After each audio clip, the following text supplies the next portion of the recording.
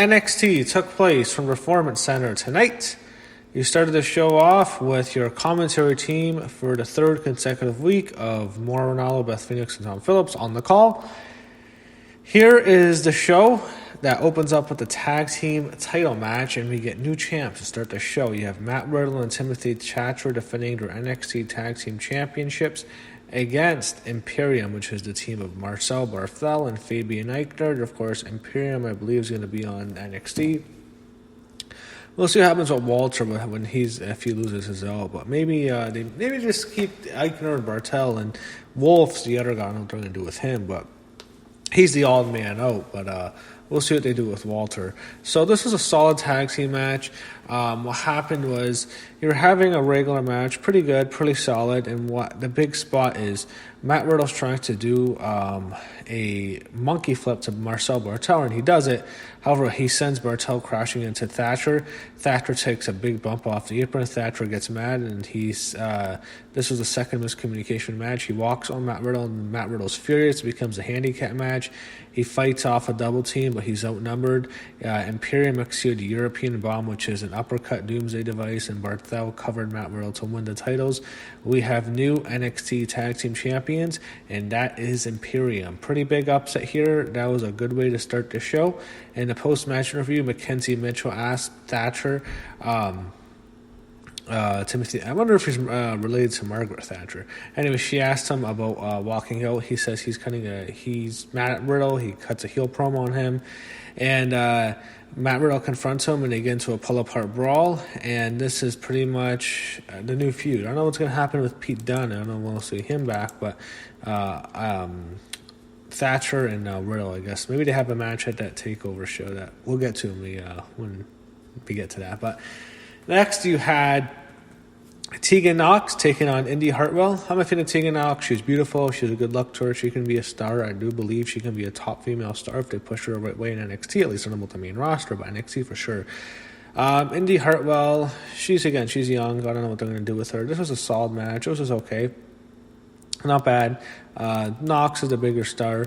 It was okay. She gets the win after hitting the shiniest wizard, and after that, she covers Hartwell for the win, and we'll see what they do with her. The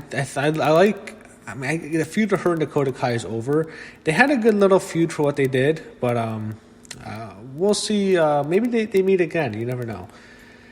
They recapped the angle from last week with Rhea Ripley in a pre-tape promo. She said WrestleMania didn't go her way. She said Charlotte Flair winning the title sickened her. She mentioned Io Shirai not being able to get a job. Getting able to get the job done after defeating Flair. Rhea Ripley said she would be in person to bring the title back to NXT. If she has to be in that into Shirai, she said she will. It was Io Shirai's acting like a bitch after the match. She said she warned Charlotte she isn't finished with her. As a stupid old man used to say, we've only just begun. That's what she's talking about, Ric Flair, of course. And she says the NXT Women's title belongs to her. Matt Riddle has a backstage segment chatting with William Regal. He said Regal had booked him a match with Thatcher later for the show. Thatcher bursts into the room and he attacks Matt Riddle, and he throws him down, and he grabs him around and attacks him and hits him in the back. Riddle is now selling that as the segment ended. So they're really hyping this feud up. Jake Atlas defeats Tony Nese, a Group A match to advance in the interim cruiserweight tournament. Don't really care. I'm sorry, I don't care. You had Kyle O'Reilly make his return to the show in the form of a Zoom call with the rest of the Undisputed Era. They joked around and all four agreed that Roderick Strong should be the one to face Dexter Lumis. They had a really great vignette with Karrion Kross and Scarlett. I can't call her Scarlett Bordeaux. I love her last name. Bordeaux is just so hot. It's a sexy last name. I've always thought that. But Scarlett's just gorgeous. Karrion Kross is a badass. He's a killer.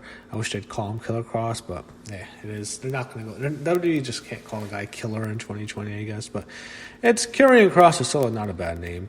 This was a tremendous video package. What they did was they played the old Armageddon theme. The end is near. Look that up. Every single year Armageddon, WWE would always use that because that would be the last show of the year and it would be the end Disney. I miss Armageddon. Armageddon was a cool pay-per-view. It was usually one of their better shows. Remember that Hell in a Cell 6-man match they had? That was pretty cool. That show usually delivers for some reason. But Armageddon is basically that's the theme song they're using that they would have at the end is near song, and that's how they set it up. I thought it was cool. I thought it was badass. I loved it. They did think this is something out of 2004, 2005 a bit, but it did work. I like it overall, and I'm a big fan of both of them, and hopefully they push them well. They had a really good vignette on Dakota Kai and Raquel Gonzalez. Of course, Dakota Kai, they showed when she kills Tegan Knox's knee back at the takeover before the Survivor Series show, the War Game show. We'll see what they want to do with her and Raquel. At first, they tease, like, is there something else with these two we don't know about? But I guess it's more of a Shawn Michaels Diesel type of thing. Raquel's the bodyguard for Dakota. Isaiah Swerve Scott does an interview. He cuts a cocky promo backstage. Then we have DX. Their big announcement. Triple H and Shawn Michaels were backstage at the gorilla position cutting a promo, and Road Dogg popped up from behind the monitor. Michaels wearing a bandana, and they officially announced they're reminiscing actually about In Your House, the first In Your House. They talk about they mentioned the Triple H hog pen match against Henry Godden when he had the shit in his face. It was a disaster match. Anyway, since everyone is basically having to stay in your house because of the coronavirus, Triple H said on June 7th, NXT will present TakeOver in Your House. That's NXT TakeOver in Your House show on June 7th. That's live on the WWE Network. It's a big damn announcement. That's pretty cool. That's something to look forward to at least. I don't know. When's the Backlash show? Is that the week after? The week after? I'm not sure, but that is something to look forward to. So thank you to NXT. That's a hell of a show right there. I'm looking forward to that. That's going to be a fun show. And it'll be empty arena, of course. Unfortunately, we'll probably just be in the Performance Center. But you know what? Yeah, that's cool that they're bringing that gimmick back. I liked In Your House. And they actually have the In Your House logo mixed with the NXT TakeOver logo. That was pretty damn cool. So that's their big announcement. Cameron Grimes beats Finn Balor. They had Damian Priest interfere. So, I mean, I don't know what they're doing with Balor. I feel like I'd like to see him in AEW, to be honest. I don't know. I feel like it didn't work out with him in WWE. They should have used the Demon more. That's his gimmick, man. That thing will get him really over. They didn't utilize it right. It's their fault. Jack Gallagher defeats Isaiah Swerve Scott, Group B match, so he advances. I don't know what else they're doing with this guy, but it's nice that they're giving up something. Kaden Carter defeats Aaliyah. She beats her by submission. Okay matchup here. Not much. Kaden Carter gets the win. Afterward, Aaliyah tries to make things good with an unimpressed Robert Stone, who she's trying to, I guess, join a faction with her and Chelsea Green. They do got the Garganos, which is Johnny Gargano and Candice LeRae. I thought this was good. I love Candice here. I love her gray hair. She looked like a badass. I liked them. I do think she's the most likable person, though, because she's very nice. And everyone knows Candice LeRae is nice. I've never met her in my life, but I know she's nice. Everyone knows it. And Gargano, I'm sure, is really cool. So it's unfortunate we're not going to push Gargano and Candice LeRae as faces anymore, but if they're going to stay in NXT, just turn them heel. I don't want to see them on the main roster anyway. At least I think Candice have better success than Gargano on the main roster, but if they're going to be in NXT, you may as well just turn them heel. I don't know what else you're going to do with them, but this was cool. I love the segment here. They came off as awesome heels. They ripped into Candice ripped into Mia Yim. She ripped into Casey Catanzaro. Gargano ripped into Keith Lee. This was a really good promo by them. I liked it. Next, you have the main event, which is Matt Riddle against Timothy Thatcher, based on what happened earlier. This does feel like they're struggling now, like they're struggling to get things done. But this was set up from what happened earlier in the show. So Thatcher, Matt Riddle, what happens in the end is Matt Riddle he's able to pin Timothy Thatcher and with like a roll-ups type.